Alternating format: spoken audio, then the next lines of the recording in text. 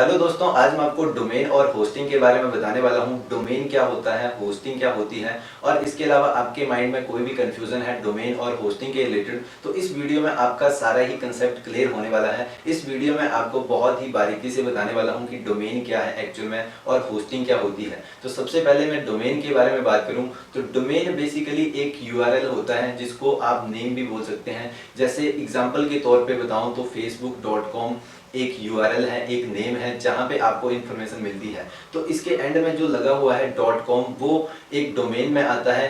और इसी तरह से डोमेन बहुत सारे होते हैं, जैसे .com है, .in है, .org है, .gov है। इस तरह से बहुत सारे डोमेन होते हैं, बट इसमें स्टैंडर्ड डोमेन भी देखे जाते हैं कि स्टैंडर्ड डोमेन कौन से हैं। जैसे .com और .in एक स्टैंडर्ड डोमेन है। डोमेन की स्टार्टिंग ICANN से हुई थी, जिसका मतलब ये है internet corporation assign for name and number. तो ये यूएस की गवर्नमेंट ने इसको परमिट किया था और ये पूरे वर्ल्ड वाइड की जो भी वेबसाइट का यूआरएल है उनको हैंडल करते हैं। तो इस तरह से ये डोमेन की शुरुआत हुई थी और ये सीधा कस्टमर को अपनी सर्विस प्रोवाइड नहीं करके देते हैं। इसके लिए होस्टिंग की कंपनी अवेलेबल हुई जहां पे ये लीज पे जगह देते हैं और वहीं से हम होस्टिंग परचेज करते हैं। हम डायरेक्ट इनसे कोई भी होस्टिंग या डोमेन नहीं ले सकते हैं, ये किसी और कंपनी को देते हैं। जैसे गोडैडी कंपनी है, होस्टिंगर, होस्टिगेटर। तो इस तरह से बहुत सारी कंपनीज हैं जहां पे आपको डोमेन और होस्टिंग मिल जाएगी।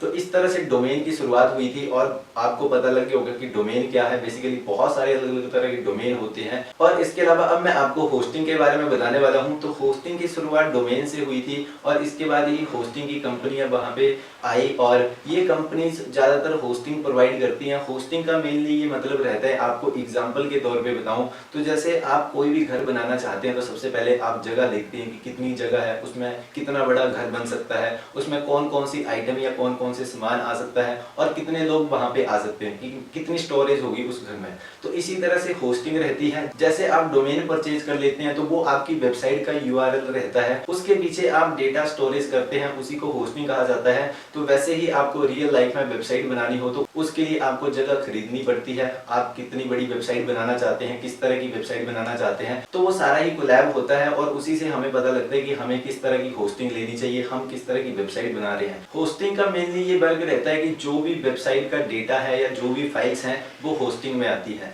तो आपको क्लियर हो गया होगा कि डोमेन क्या है, होस्टिंग क्या है। और इसके बाद ये क्वेश्चन आ जाता है कि वेबसाइट कैसे लाइव होती है। तो डोमेन और होस्टिंग को दोनों को आपस में सिंक्रोनाइज करना पड़ता है, तभी आपकी जो वेबसाइट है वो लाइव होती है। तो डोमेन आपकी वेबसाइट का .com, .in, .org इस तरह के डोमेन आ गए और स्टैंडर्ड डोमेन मैंने आपको बता दिया .com और .in स्टैंडर्ड डोमेन में आते हैं। और इसके अलावा होस्टिंग की बहुत सारी कंपनीज हैं। और इसके प्राइस के बारे में बात करूं तो कुछ ऐसे प्लेटफॉर्म भी हैं जहां पे आपको फ्री में डोमेन भी मिलता है और होस्टिंग आपको लाइफ टाइम के लिए फ्री मिलती है। बट अगर आप एक प्रोफेशनल प्लेटफॉर्म चूज करते हैं ब्लॉगिंग करने के लिए तो वहां पे आपको डोमेन और होस्टिंग परचेज करनी पड़ती है। डोमेन का एक्चुअल प्राइस डिपेंड करता है कि आप कौन सा डोमेन ले रहे हैं, आप स्टैंडर्ड डोमेन ले रहे हैं या आप ऐसे ही कोई XYZ डोमेन ले रहे हैं। तो उस हिसाब से आपको प्राइस पड़ता है। मिनिमम आपको 5000 से लेके 1000 तक आपको डोमेन मिल जाएगा। और इसके अलावा दोस्तों होस्टिंग के बारे में बात करूं तो होस्टिंग में भी हमें देखना पड़ता है कि हमारी वेबसाइट कितनी बड़ी बनने वाली है या हम कितनी बड़ी वेबसाइट बनाएंगे, उसमें कितना डेटा लगेगा।